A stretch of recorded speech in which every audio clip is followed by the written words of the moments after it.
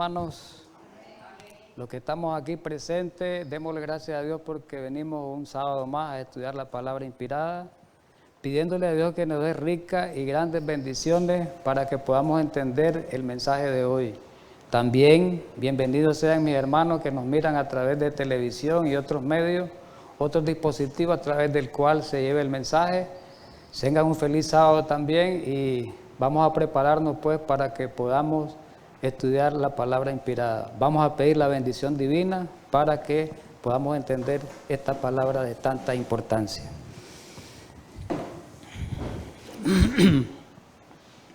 Gracias, mi querido y amante Padre Celestial, en esta mañana de este sábado precioso que nos ha traído al estudio de tu palabra, nos ha traído a la escuela sabática, que tanto necesitamos instruirnos en esta escuela de este día especial. Tú estableciste este día para la eternidad. Es un día en el cual podemos refrigerar nuestra mente, nuestros corazones. Podemos refrescar nuestra vida espiritual. Podemos recibir este refrigerio hoy anticipado en la presencia tuya a través de tu palabra por medio de tu Espíritu Santo. Ayúdanos en esta mañana pues a deleitarnos en la comunión contigo a través de tu palabra. En Cristo Jesús. Amén.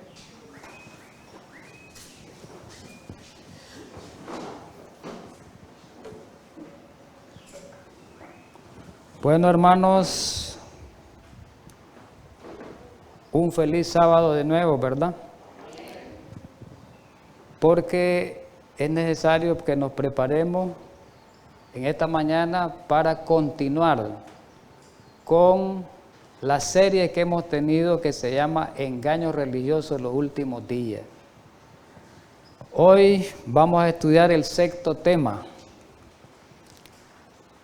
Pero antes de estudiar de poner el nombre del sexto tema, vamos a dar un repaso breve de poco tiempo, donde vamos a remarcar las formas de engaño en los últimos días que hemos venido estudiando a lo largo de esta serie o en el desarrollo de esta serie. Uno de los temas que se llamaba la forma de engaño en los últimos días. Pero dentro de esa forma de engaño aparecen las distintas maneras en que Satanás iba a tratar de engañar principalmente a la generación de los días finales.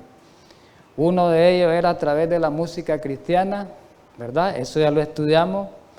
Otro de ellos era a través de la falsificación de los dones del Espíritu. Y uno de ellos era la falsificación que estudiábamos del don de lengua. Otro de los dones falsificados fue el don de sanidad, también ya lo estudiamos, y hoy vamos a estudiar la personificación de los muertos. El tema de hoy, vamos a avanzar, es el número 6 y la parte número 4 de la forma de engaño. Este tema se llama Preparando al mundo para el último engaño, ese es el tema de hoy, preparando al mundo para el último engaño. Ese es el estudio de esta mañana. Vamos a iniciarlo con una cita del Consejo Inspirado que la hemos ido mencionando a lo largo de la serie, a lo largo de los temas de la serie. Y esta cita, ¿por qué vuelvo a mencionarla? ¿Por qué la volvemos a estudiar? Porque encaja con lo que vamos a estudiar el día de hoy. Es una cita que está íntimamente relacionada con el tema que estamos tratando en esta mañana. Está en Conflicto de los Siglos en la página 645 y dice así, muy importante esta cita. Vale la pena aprenderse esta cita, hermano, porque es muy relevante. Dice lo siguiente, merced a los dos errores capitales. ¿Qué quiere decir dos errores capitales? Dos errores de importancia grande. Dos errores centrales. Dos errores grandes. Eso quiere decir, ¿cuáles son esos dos errores grandes? El de la inmortalidad del alma y el de la santidad del domingo. Dos errores grandes a través del cual el diablo se agarra y enreda al cristianismo. Sigamos con la cita así. Satanás, mediante estos dos errores, va a prender a los hombres en sus redes. Quiere decir que los va a atrapar a los hombres en sus redes. ¿Y a quiénes van a ser principalmente? Al mundo cristiano. A eso es lo que va a atrapar. Y dice algo importante, hasta lo subrayé. Mientras aquel forma la base del espiritismo, este crea un lazo de simpatía con Roma. ¿Quién es aquel? El de la inmortalidad del alma. El de la inmortalidad del alma es aquel. Entonces, ¿qué está diciendo? Que por el tema o la doctrina de la inmortalidad del alma va a aprender a mucho, al igual que el domingo. Pero pone un énfasis, y lo subrayo, que la doctrina de la inmortalidad del alma tiene como base el espiritismo. Esa es la base, el espiritismo. Esa es la base de la doctrina de la inmortalidad del alma, esa es la base de la situación que hemos estado viendo con respecto a los muertos. Muy bien, mis queridos hermanos. Vamos a la parte bíblica. Apocalipsis 16, 13 y 14, ya lo hemos estudiado también este texto, vamos a insertarlo aquí porque es parte del estudio. Dice lo siguiente en el versículo 13 y 14, también es conocido por nosotros, hasta vale la pena aprendérselo, memorizarlo. Y vi salir de la boca del dragón y de la boca de la bestia y de la boca del falso profeta 3 espíritus inmundos a manera de rana. Versículo 14, pues son espíritus de demonios que hacen señales y van a los reyes de la tierra en todo el mundo. ¿Para qué? Para reunirlos a la batalla de aquel gran día del Dios Todopoderoso. Este pasaje ya lo hemos estudiado, ya hemos identificado ahí los símbolos, que la bestia sabemos que significa el sistema católico romano y el falso profeta significa las religiones falsas, el protestantismo apóstata, o sea, los protestantes que han caído de la verdad. Entonces quiere decir, y el dragón, ya sabemos que simboliza al diablo, ese Apocalipsis 12:9. Pero el dragón no solo simboliza al diablo, sino también el dragón representa a los agentes, a los instrumentos que el diablo usa. En este caso, en este versículo, aquí no es el diablo directo que trabaja, sino trabaja a través del engaño, a través del espiritismo. Entonces, el espiritismo es el dragón. El espiritismo es el que va, ahí están los 3 espíritus inmundos, es un triunvirato, una trinidad satánica, y el espiritismo controla a los otros 2. El espiritismo dirige a esa confederación satánica. Él dirige a los católicos y a los protestantes por medio de la doctrina de la inmortalidad del alma. Dice que hacen señales, ya lo hemos estudiado. Por medio del espiritismo hacen milagros, ya lo estudiábamos en los temas anteriores, ¿verdad? No es necesario estarlo mencionando. Muy bien, vamos a entrar a detalles. Elena, la profeta de los últimos tiempos, en las señales de los tiempos, una revista del 26 de agosto de 1889, ¿sabe qué dijo el espiritismo ella? El espiritismo, ¿qué cosa es? Dice ella, es la obra maestra del engaño de Satanás. ¿Cuál es la obra maestra del engaño de Satanás? El espiritismo. Ahí tiene enredado Satanás casi a todo el mundo. Hay una pregunta. ¿Cómo se manifestará esta obra maestra de engaño en el tiempo del fin ante la venida de Cristo? Si el espiritismo es la obra, es la gran obra, es una obra maestra del engaño de Satanás, la pregunta es, ¿y cómo va a manifestarse esa obra grande de Satanás en el tiempo del fin antes que aparezca Jesús? Bueno, podemos decir algo. El diccionario Webster, un diccionario famoso, define el espiritismo. El espiritismo lo define, miremos bien esta definición, es muy importante para el resto del estudio. Este diccionario, Webster, que es un diccionario que tiene mucho crédito, dice que el espiritismo es una creencia que los espíritus de los muertos se comunican con los seres vivos. ¿Qué es el espiritismo? Creer que los muertos se comunican con los seres vivos. Creer que los muertos salen. Ese es el espiritismo. Ese es el espiritismo. Muy bien. Vamos a ver un ejemplo en la Biblia, vamos a la Biblia siempre, en el cual se aplica lo que hemos venido estudiando. Vamos a ver la forma de espiritismo. Vamos a verlo en un pasaje muy clásico, como es en los días de Samuel. Lo que ocurrió en los días de Samuel, cuando estaba como rey Saúl, ¿verdad? La Biblia dice, si nos vamos al registro bíblico, en la primera carta de Samuel, en el capítulo 28, voy a mencionar algunas partes de los pasajes primero. Por ejemplo, en el versículo 3 del capítulo 28, primera de Samuel, dice que ya Samuel había muerto. Cuando se da esta situación, ya Samuel había muerto. Y todo Israel lo estaba lamentando. No voy a leerlo literal. Pero dice el versículo 4 que ahí se juntaron los filisteos. Y los filisteos vinieron y acamparon en Sunem. Y Saúl junto a todo Israel y acamparon en Gilboa. ¿Y qué pasó con Saúl? ¿Cuál fue la reacción de Saúl al ver semejante ejército de los filisteos? El versículo 5 lo dice. Y cuando vio Saúl el campamento de los filisteos, tuvo miedo. Saúl tuvo miedo. Clase ejército este nos va a aplastar, nos va a derrotar. ¿Y qué le pasó a él? Se turbó su corazón en gran manera. Tuvo un gran miedo. ¿Qué es lo que hizo Saúl como resultado de eso? Y consultó Saúl a Jehová, pero Jehová no le respondió por ninguno de los medios. Dice, ni por sueño, ni por Urim, ni por profeta. ¿Por qué no le respondió? Porque ya Dios lo había desechado del reino. Le había quitado el reino.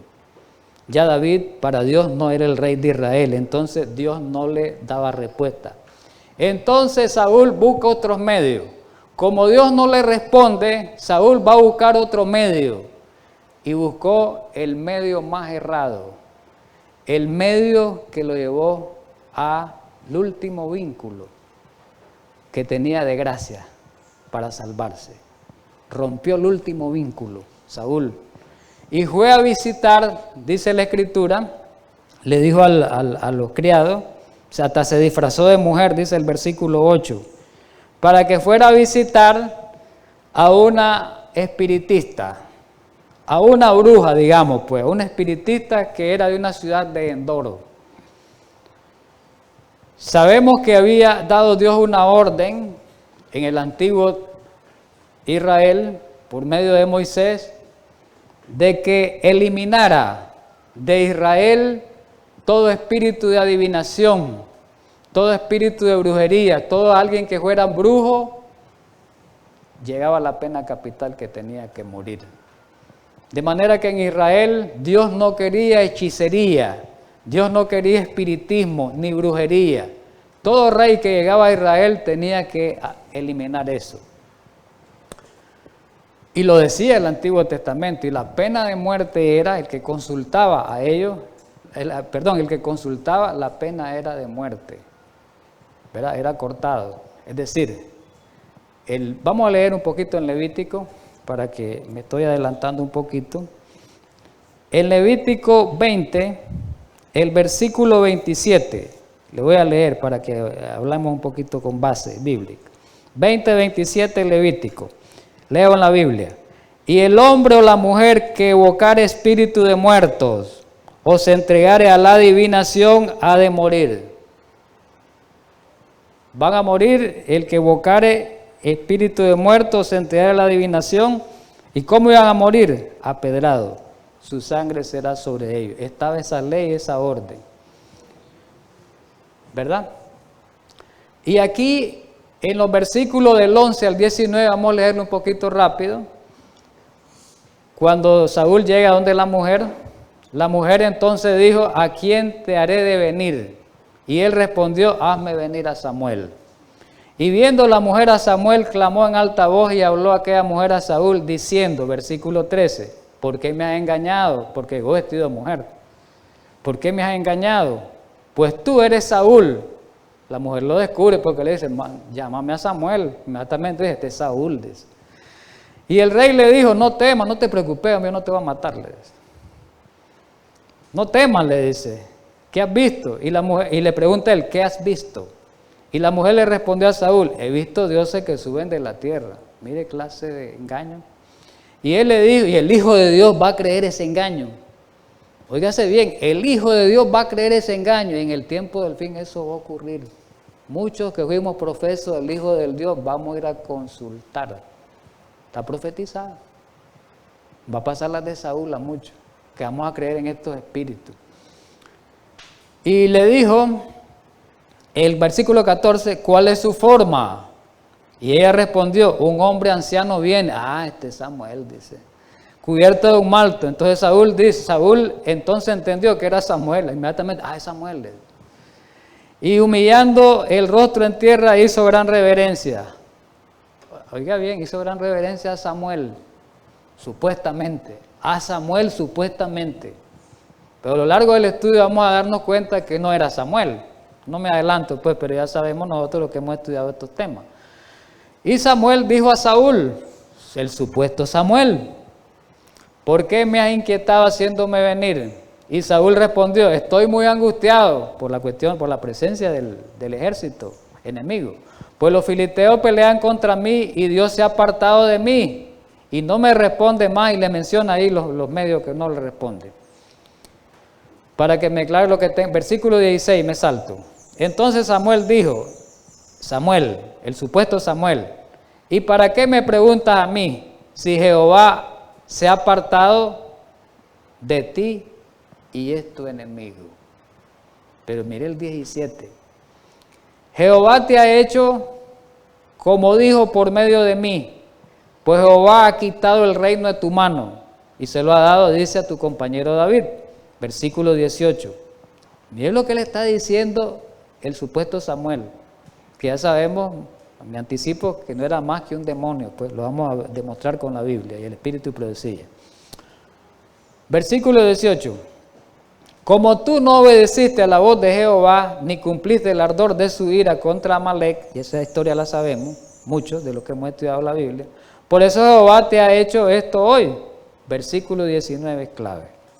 Y Jehová entregará a Israel, le está diciendo Samuel, supuesto Samuel, y Jehová entregará a Israel también contigo en manos de los filisteos. Los israelitas van a perder la guerra, los israelitas van a caer, y tú vas a ser entregado. Mañana le dijo que iba a morir. Él le dijo: mañana estaréis conmigo, vas a morir vos y tus hijos, y Israel va a ser tomado también. Muy bien. Vamos a avanzar. La palabra de Dios es clara y nos da la seguridad contra el espiritismo. La palabra de Dios es la voz clara y confiable, es el detector para contrarrestar una mentira. La palabra de Dios a través de la ley de Dios, ya lo sabemos. Entonces la palabra de Dios nos da la seguridad contra el espiritismo, contra la cuestión de los muertos. Miremos Eclesiastés 9, 5 y 6 y el versículo 10 que ya lo hemos estudiado. Miremos la base bíblica para contrarrestar esa mentira que habló en el libro de Samuel, la carta a Samuel, el libro de Samuel. Los vivos saben que han de morir, versículo 5, pero los muertos nada saben. Ahí está claro la Biblia, hermano. Los muertos nada saben. Samuel no sabía nada. ¿Por qué tenía que venir Samuel si Samuel no sabe nada? De ahí entramos. Los muertos no saben nada, ni tienen más paga. Hasta su memoria quedó en el olvido. Samuel estaba muerto. Samuel no tenía memoria. Samuel no sabía nada porque ya Samuel había muerto, ya era polvo. Samuel, no, versículo 6, Samuel, el supuesto Samuel no tenía amor, odio. Los muertos no tienen amor, no tienen odio, no tienen envidia, eso pereció. Y nunca más participa en nada de lo que se hace bajo el sol, nunca más. Este versículo es contundente, hermano. Y todo lo que te viniera a la mano para hacer, hazlo según tus fuerzas, porque en el Seol, en la tumba quiere decir, a donde vas no hay obra, no hay trabajo, no hay ciencia y no hay tampoco sabiduría. Ese es un pasaje. Vamos a otro pasaje. En el Salmo 146:4 también habla de lo mismo. Estamos dando la base bíblica para contrarrestar esa mentira del espiritismo. Sale su aliento, vuelve a la tierra, el que muere, ¿no? En ese mismo día perecen sus pensamientos. En ese mismo día no hay pensamiento. Sigamos con más versículos. Vamos con otros pasajes. El Salmo 115:17 dice lo siguiente: los muertos no alabarán al Señor. Oiga bien aquí, claro. Ni cuantos descienden al silencio. Los muertos no van a alabar a Dios. Y me gusta este comentario que lo puse aquí, lo registré de este versículo en el tomo 3 del comentario bíblico adventista en la página 898. Me gusta. ¿Y qué es lo que dice de este pasaje bíblico, el comentario bíblico? Esta declaración, el Salmo 115:17, esta declaración niega el concepto de que el alma se aleja del cuerpo cuando la persona muere y va a vivir eternamente el cielo o en medio de enorme tormento del infierno. Pues niega este pasaje de que el alma va al cielo cuando muere si es bueno, la persona si fue buena, o va al infierno cuando muere si la persona fue mala. Este pasaje es claro. Pero hay más pasajes, vamos a mencionar este otro. Salmo 88, 10 y 11, versículo 10. ¿Manifestarás tus maravillas a los muertos? Manifestará. Le vas a presentar tu maravilla a los muertos. ¿Se levantarán los muertos para alabarte? Versículo 11. ¿Será contada en el sepulcro tu misericordia o tu verdad en el abadón? Qué tremendo esto, hermano. Vamos al espíritu y profecía. Ya vimos Biblia, ahora vamos a ubicarnos en el contexto del caso de Saúl y Samuel, el espíritu y profecía, cómo lo comenta. Mire qué clase de mensaje que tenemos los adventistas del don profético. Eso nos ayuda a entender mejor la Biblia. Por eso el diablo odia el testimonio de Jesucristo, lo odia, porque con el testimonio de Jesucristo se le descubren sus artimañas y sus engaños. Esta está en Spiritual Gift, no, Spiritual Prophet, SP quiere decir Espíritu de Profecía en inglés, página 376 y 377, tomo 1, en el tomo 1. Muy bien, vamos a leerlo un poquito rápido. Hablando de la situación que estudiamos en Samuel 28, ¿verdad? Primera Samuel 28, el caso de Saúl, la profetisa Endor. Cuando Saúl preguntó por Samuel, oigamos bien, el Señor no hizo que Samuel apareciera ante Saúl, ya lo demostramos con la Biblia. Que los muertos nada saben, aquí nos está ayudando a ampliar y a entender más. Quiere decir que el que apareció ante Saúl no era Samuel. Él no vio nada. No se permitió a Satanás que perturbara el descanso de Samuel en la tumba y lo levantara en realidad ante la hechicera de Endor. No. Dios no da poder a Satanás para resucitar muertos. Esa obra pertenece a Dios porque Dios es el dador de la vida. Dios es la fuente de la vida. Y el Salmo 36:9 dice, porque contigo está, dice, el manantial de vida. Dios es el manantial de vida, Dios es la fuente de vida. Por eso Cristo Jesús dijo, yo soy la resurrección y la vida. El diablo no tiene vida, no puede dar vida por sí mismo porque él es criatura. Una criatura no puede dar vida a otra criatura. Entonces ese fue un engaño mentiroso. Satanás no puede resucitar. no tiene poder para dar vida. Pero los ángeles de Satanás, ¿qué es lo que hacen? Engañan al que no estudia la palabra de Dios. Aquí dice, pero los ángeles de Satanás toman la forma de amigos muertos y hablan y proceden como ellos para que mediante esos supuestos amigos muertos, él pueda llevar a cabo su obra de engaño, el espiritismo. Satanás conocía bien a Samuel como nos conoce a nosotros. Conocía bien a Samuel y sabía cómo representarlo delante de la hechicera de Endor. También sabía predecir correctamente la suerte de Saúl y sus hijos. Satanás, no es que Satanás conociera el futuro, porque alguien dice, Satanás sabía el futuro. No. Satanás sabía que el proceder de Saúl lo iba a llevar a la muerte. Ya sabía. Pero no porque hiciera predicción del futuro. Sabía que era como resultado de las circunstancias en que se metió Saúl. Y dice que también Satanás predecía correctamente la suerte de Saúl y sus hijos. Sigue la cita. Al presentar ante Saúl una declaración correcta de su fin, que eso ocurrió exactamente como le dijo, mañana va a morir, y es verdad, tú y tus hijos. Por medio de la mujer de Endor, Satanás abrió un camino para que Israel fuera instruido por la astucia satánica y ya fueran creyendo. A fin de que al rebelarse contra Dios, pudiera aprender de Satanás y al hacerlo, cortar el último vínculo que lo unía con Dios. Eso ocurrió. Saúl sabía que con este último acto, el de consultar a la hechicera de Endor, cortaba el último poco vínculo que lo unía con Dios. Sabía que si antes no se había separado voluntariamente de Dios, porque ya estaba así, este acto sellaba definitivamente esa separación. Había hecho un pacto con la muerte. Ya lo sabía Saúl. El diablo lo sabía, no es que él adivinó el futuro.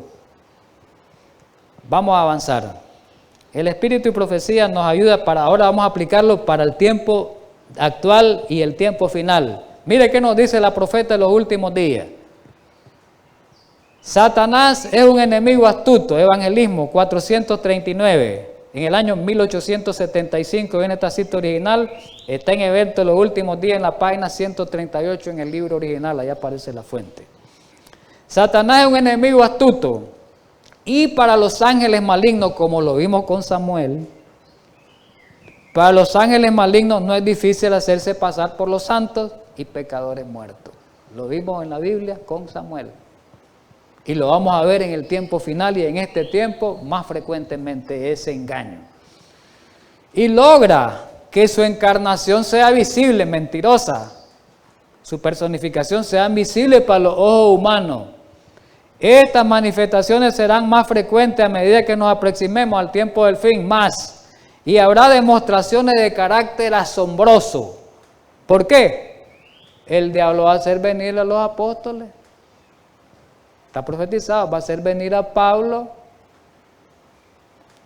disfrazarse como Pablo y va a decir que cambió el sábado, que cambió el domingo por el sábado. Y va a decir que la ley no hay que guardarla y toda la gente le va a creer porque es Pablo el que está hablando. Pero no es Pablo, hasta donde hemos visto el estudio. Ese engaño viene, dice el consejo inspirado, viene ese engaño. Sigamos con el consejo inspirado en señal de los tiempos. También siempre en la misma página de Eventos de los Últimos Días lo pueden buscar en el capítulo que se llama Engaños satánicos. Creo los últimos días, ahí está. Y esta es la página 138. El espiritismo hablando, es el engaño más exitoso y fascinante de Satanás. ¿Cuál es el engaño más exitoso y fascinante de Satanás? El espiritismo. Ese es el engaño. Calculando para captar la simpatía de aquellos que han dejado a sus amados en la tumba. Ángeles malignos toman la forma de esos seres amados. Eso va a ocurrir y ha ocurrido ya. Eso ya ha ocurrido. Cuando alguien dice, me salió mi abuelita, me habló y me dijo el mismo tono de voz, me dijo las mismas palabras que ella me decía y nadie más me la decía, solo ella porque ella me conocía. ¿Y quién más lo conocía? El diablo. El diablo sabía la forma del muerto. del fallecido. Para el diablo era fácil falsificar eso, ¿verdad? ¿Estamos de acuerdo? Y aquí dice, hermano, dice que hasta comienzan a relatar incidentes, ¿ve? Relacionados con su vida. Y por eso es que van a creerle, porque les va a decir todo lo que cuando era vivo, lo que hacía. Ah, es verdad, porque él lo hacía esto. Y el mismo diablo lo sabía. Y dice, no voy a leer literal porque el tiempo avanza, dice que van a haber muchos, al final dice, y para muchos su palabra tiene mayor peso que la palabra de Dios. ¿Por qué? Muchos, aún estudiando la Biblia, aún estudiando Eclesiastés 9:5 y los versículos que hemos estudiado, van a creer en la palabra de ese, del diablo, pues, a través de ese engaño. Aquí está en evento de los últimos días, traído el conflicto de los siglos, en las 608 y 612. Satanás puede evocar a los hombres la apariencia de sus amigos fallecidos. La imitación dice que es perfecta. Aquí está, ¿cuáles son la imitación perfecta? Rasgos familiares, misma cara, el mismo cuerpo, la misma forma que vestía, las mismas palabras, el mismo tono de voz, todo con exactitud igual. Muchos tendrán que vérselas con espíritu de demonios que personificarán a parientes o amigos queridos y que proclamarán las herejías más peligrosas. Mire, él se fue cambiado el sábado. No creas en eso. A los adventistas, los adventistas que no estudiamos bien la palabra de Dios, vamos a ser muchos engañados, aún habiendo leído todo esto. Qué terrible que es esto, ¿verdad? Muy bien. Vamos a entrar a más detalles ahora. Ya dejemos esas citas inspiradas. Vamos a ocuparnos del tiempo actual, de la realidad, de lo que va ocurriendo, de lo que ha ocurrido, el engaño, cómo Satanás ha engañado al mundo. Ya lo tiene, ha ido engañando y ya lo tiene engañado a través de esta doctrina. Satanás, por medio del espiritismo, personifica a María. Ese es un engaño grandísimo. Es un engaño grandísimo. Personifica a María, la madre de Jesús, en miles de apariciones. Eso ya lo hemos visto, noticias que hemos sabido desde hace años. Desde hace años venimos viendo eso. El diablo usará este fenómeno. Mire el arma del diablo. No solo le basta de familiares y amigos de los apóstoles que supuestamente va a hacerlos venir, que es una mentira. Va a usar a María, clase de poder. Vamos a ver en largo el estudio, el próximo estudio, porque en el próximo estudio todavía vamos a hablar un poco de esto. El diablo va a usar ese fenómeno de personificar a María, espiritista, para unir al papado con el protestantismo apóstata y con todo el mundo, unirlo. Es importante esto, hermanos. Sigamos avanzando. Hay un libro, bueno, aquí voy a regresarme. Hay un libro, aquí está la portada del libro, que se llama El trueno de la justicia. Este libro fue escrito en el año de 1994 y fue escrito, ahí aparece los que lo escribieron, si ustedes lo miran, Ted y Maureen Flynn, o Flynn pues en inglés, pero hablemoslo en español, pues Flynn en inglés, Ted y Maureen en inglés, Flynn, o Flynn pues en español como nosotros lo leemos. Pues esas dos personas escribieron ese libro y tomaron muchos de sus argumentos, algo del libro de La llave de esta sangre, sobre todo lo del prefacio de Malachi Martin, un jesuita, tomaron de ahí. Y este libro lo escribieron esos dos. ¿Y quiénes eran esas dos personas? Dicen que eran laicos católicos, que eran del movimiento de María, del movimiento mariano. Ese trueno de la justicia, ¿qué es lo que dice en la página 3 y 4? Aquí está, miren lo que dice. El siglo XX, porque estábamos allí en 1994, estaba terminando el siglo XX, estamos en el 21 ahorita.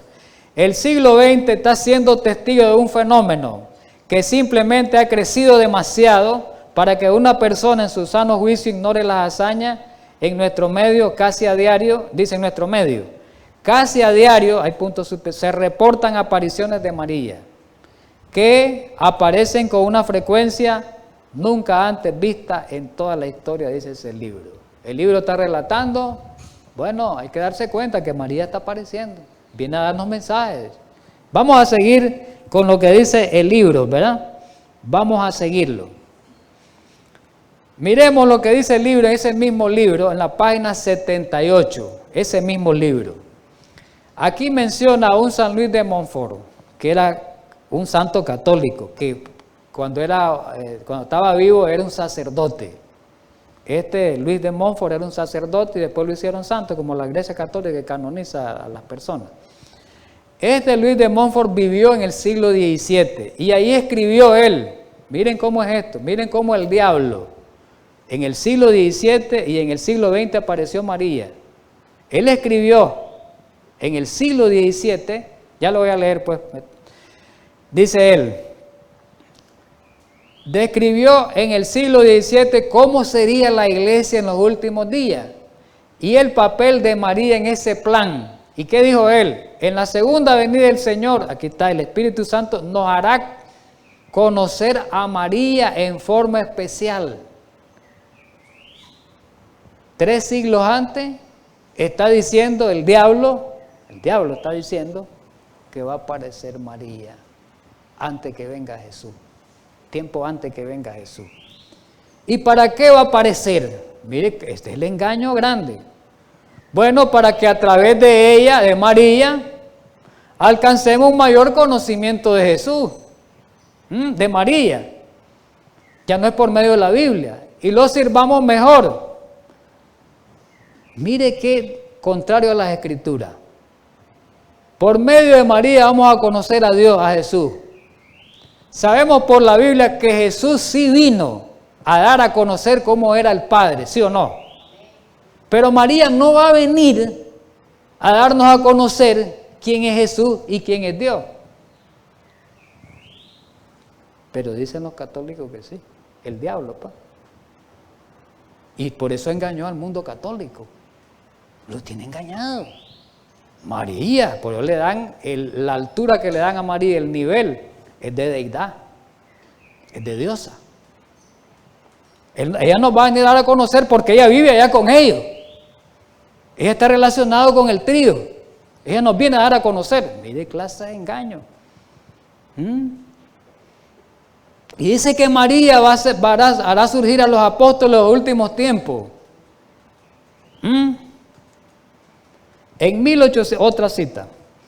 En 1987, el Papa Juan Pablo II, oigamos bien, en su encíclica Redemptoris Mater que escribió Juan Pablo II, en el mismo libro lo dice, estamos hablando del libro El trueno de la justicia.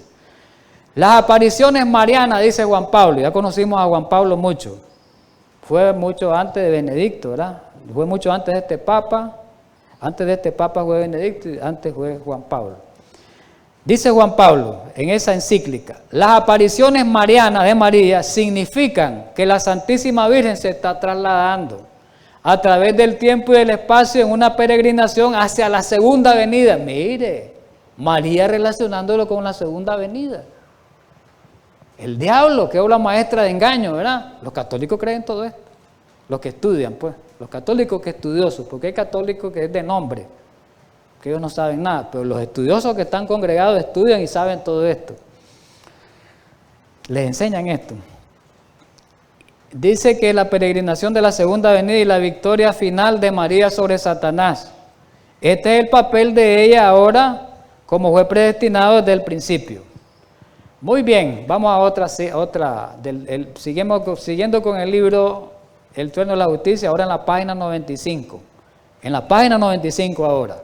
El 12 de abril de 1947, en Roma, Italia, un lugar de Roma, Italia, que ya aparece descrito, 3 fuentes, ahí dice, en Roma, Italia, Nuestra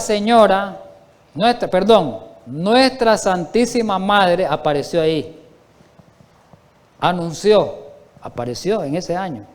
¿Y qué dijo? Yo soy, ahora viene con otra gran mentira, yo soy la Virgen de Apocalipsis. Ya saben que en Apocalipsis 12:1 ya aparece una mujer vestida de sol con una corona de 12 estrellas. Ella es, dice. Si usted habla con un católico estudioso, para interpretar el Apocalipsis le dice que esa es María. Así se lo dice. Y un teólogo católico te lo dice también. Yo soy la Virgen de Apocalipsis 12. Sigamos con otro escrito. En el mismo libro, en la misma página, María, la mujer vestida de sol, aparece como una señal y viene algo más profundo y más relevante y más alarmante. ¿Y qué es lo que viene a hacer María? ¿Para qué aparece María en este mundo? Mire lo que viene a hacer. A explicar los secretos del libro de Apocalipsis. María viene a interpretar al mundo católico y al mundo el libro de Apocalipsis. María va a interpretar, el diablo a través de María va a interpretar equivocadamente el Apocalipsis, porque el Apocalipsis es el libro en el cual se le descubre a Satanás su carácter, sus engaños. Entonces, para tergiversarlo, no necesitamos teólogos ni nadie, María va a venir y ella lo va a interpretar. Eso lo creen los católicos. Hasta el mundo evangélico ha sido plagado en muchas cosas por esto de la creencia de los muertos. El mundo evangélico está bien plagado con eso. ¿Y sabe qué dice más? Ahí está el libro La Justicia, página 94. Dice que la profecía de Génesis 3:15, ustedes saben, Génesis 3:15 dice que la mujer, el pleito de la mujer dice la simiente, ¿se acuerdan? Dice que esa es María, la mujer ahí es María. Y que se cumple la profecía de Apocalipsis 3:15 de Génesis 3:15 en Apocalipsis 12. La profecía de Génesis 3, que es el versículo 15 que decíamos, se ha cumplido en Apocalipsis 12, dice, donde María es la gran señal en el cielo. Una gran señal apareció en el cielo, una mujer vestida de sol con la luna bajo sus pies y una corona de 12 estrellas sobre su cabeza. ¿Qué dijo el Papa de esto? Papa Pablo VI de ese tiempo. En su encíclica en 1967, Signum Magnum, identificó a Nuestra Señora de Fátima como la representación bíblica de la mujer vestida de sol que aparece en Apocalipsis 12. Dijo el Papa, públicamente, el Papa Pablo VI, que fue antes de Juan Pablo, dijo, ¿qué es lo que dijo? Bueno, Nuestra Señora de Fátima, la que apareció en Fátima, la Virgen, esa es la mujer que aparece en Apocalipsis 12, interpretando Apocalipsis. Miremos algunas apariciones de María. Hay muchas apariciones de María, muchas, miles, pero el catolicismo aprueba 13, dicen que hoy son 14, no sé en realidad, pero 13 son las principales. Y aquí vamos a mencionar 7 de las apariciones de la Virgen de gran importancia. Una de ellas ya aparece registrada en la imagen, en Lourdes, en Francia, en 1858, Fátima, en Portugal, 1917, que es la más importante, puedo hablar su rayo, esa es la que vamos a estudiar en el próximo sábado, porque no podemos, es amplio ese estudio. Akita en Japón, la Virgen de Akita en Japón apareció en esos años, entre 1973 y 1981. Betania en Venezuela aparece en esos años que aparecen descritos, 1976, 1988, ahí tuvo apariciones. Quibeo en Ruanda, también entre el 81 y el 86 del año 1900, y Champion en Wisconsin, Estados Unidos, en 1859. Está la de Zeitun en el Cairo, en Egipto. Ahí también la Iglesia Ortodoxa la aprobó entre los años 1968 y 1970. Esas son las principales. Pregunta, vamos a una pregunta. ¿Serán ciertas esas apariciones de María? ¿María actualmente está en el cielo? Esa es la pregunta que tenemos que hacernos. La Biblia no registra la muerte de María, la de Cristo sí. La Biblia registra la muerte de Jesús, la resurrección de Jesús y la entronización de Jesús en los cielos, lo registra la Biblia, bien con detalle. Pero la Biblia no registra la muerte de María, menos una resurrección de María.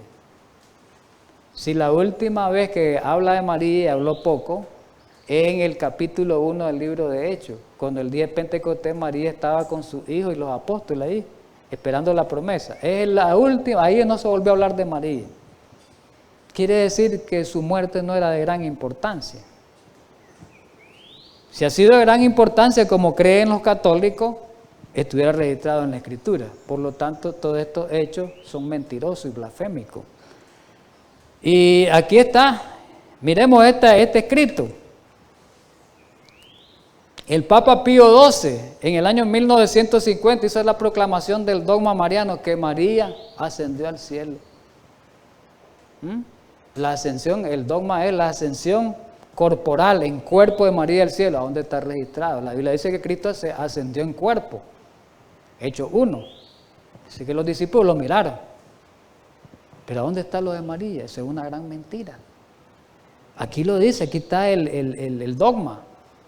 Por la autoridad de nuestro Señor Jesucristo, dice los bienaventurados apóstoles Pablo y Pedro, y por nuestra propia autoridad, ahí donde está, por nuestra propia autoridad, dice, pronunciamos, declaramos y definimos que es un dogma divinamente revelado. ¿Cuál es el dogma divinamente revelado?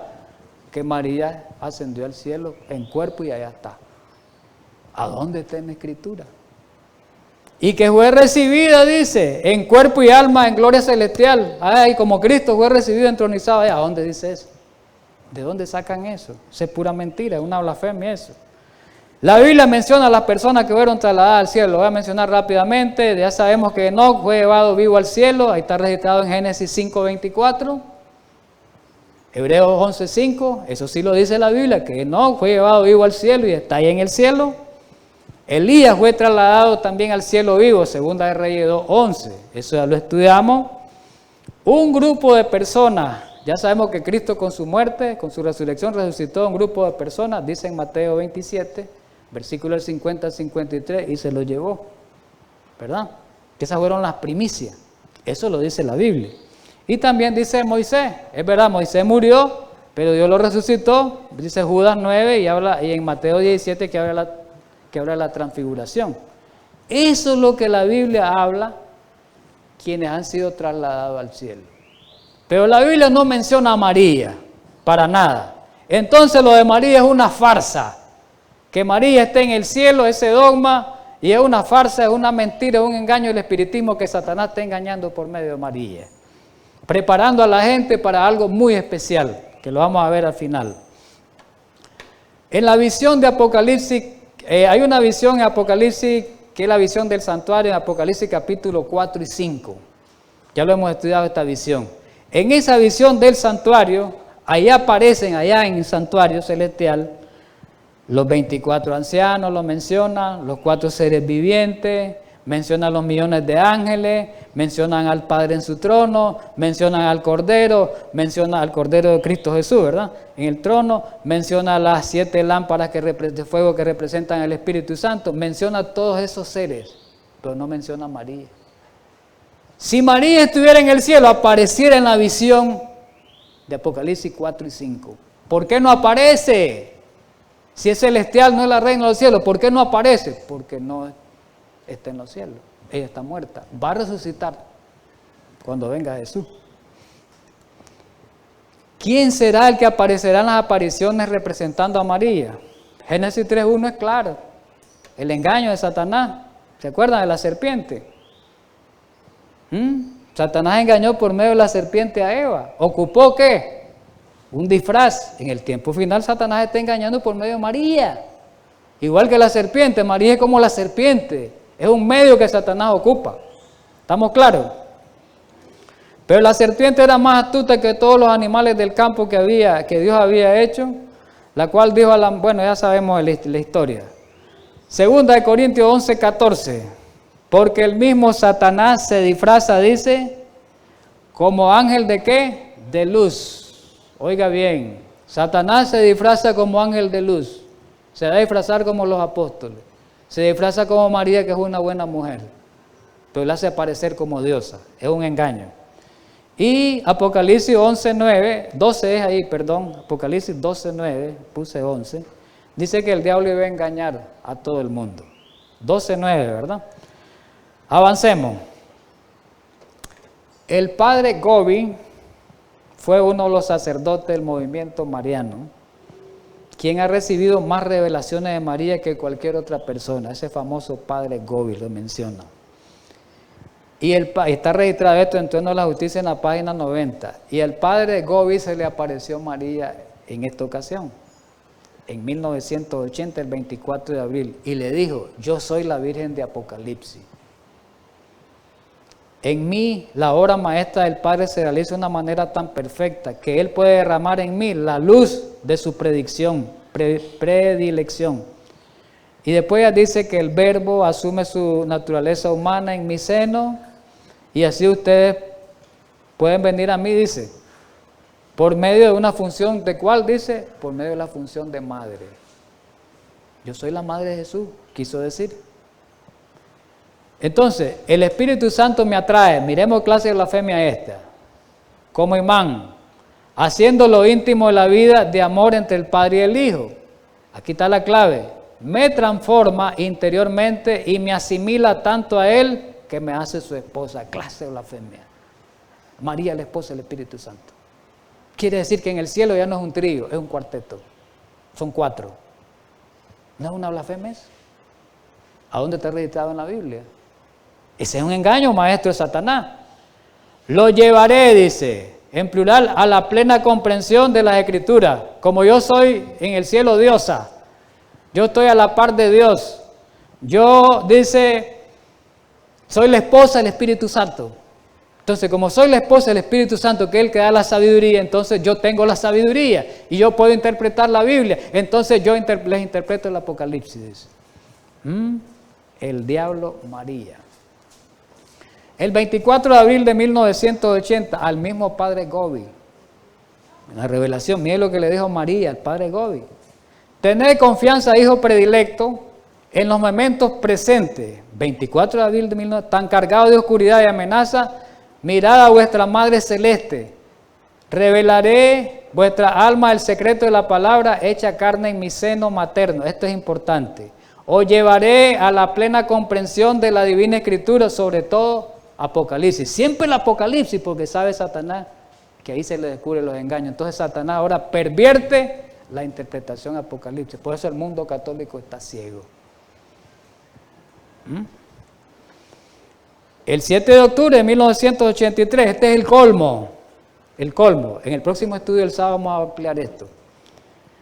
Dice ahí, le comienza a hablar de hijo predilecto, el tiempo se me va acabando, hermano. Y dice ahí de que habría que orar más. Ahí dice el escrito, que esa es una arma grande, vuestra oración.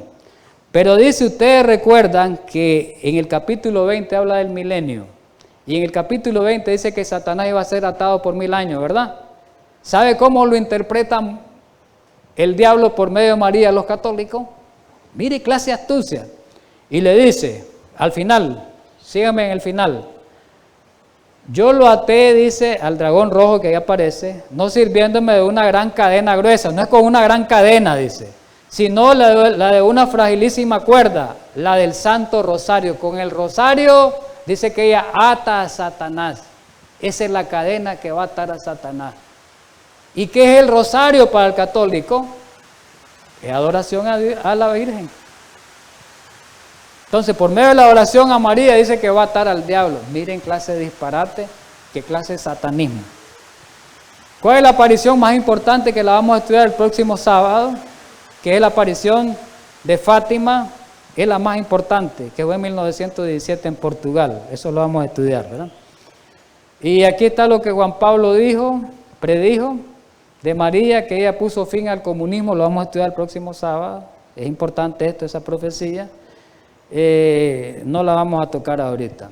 Pregunta, ¿cuáles son estos mensajes específicos de Satanás para el tiempo del fin? El mismo libro, El Trono de la Justicia, en la página 289 dice: yo les he anunciado muchas veces que el fin de los tiempos, dice María, y la venida de Jesús en gloria está muy cercano. ¿Por qué el diablo está preparando al mundo para la segunda venida de Jesús? ¿Por qué? Porque Él se está preparando, esto es lo importante del estudio, Él se está preparando para falsificar la segunda venida de Jesús por medio de María. por medio de la aparición de María, se está preparando para el último gran engaño, para hacer aparecer que Él es Jesús. O sea, María le prepara el camino al diablo. Es como Juan el Bautista.